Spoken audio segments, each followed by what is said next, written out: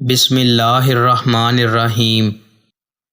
رسول اللہ صلی اللہ علیہ وآلہ وسلم نے فرمایا، قیامت کے دن کسی بندے کے دونوں پاؤں نہیں ہٹیں گے یہاں تک کہ اس سے یہ نہ پوچھ لیا جائے اس کی عمر کے بارے میں کہ اسے کن کاموں میں ختم کیا، اور اس کے علم کے بارے میں کہ اس پر کیا عمل کیا، اور اس کے مال کے بارے میں کہ اسے کہاں سے کمایا اور کہاں خرچ کیا، اور اس کے جسم کے بارے میں کہ اسے کہاں کھپایا۔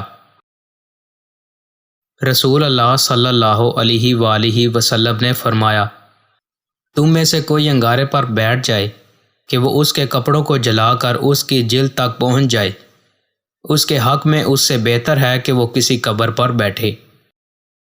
رسول اللہ صلی اللہ علیہ وآلہ وسلم نے فرمایا، ایک آدمی نے کہا، اللہ کی قسم، اللہ تعالیٰ فلاں شخص کو نہیں بخشے گا۔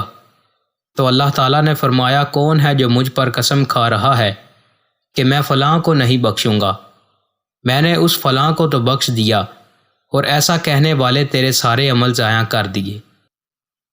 رسول اللہ صلی اللہ علیہ وآلہ وسلم نے فرمایا، جو بھی عورت خوشبو لگا کر لوگوں کے پاس سے گزرتی ہے تاکہ وہ اس کی خوشبو سونگے اور اس کی طرف متوجہ ہوں، تو وہ بدکارہ زانیہ ہے۔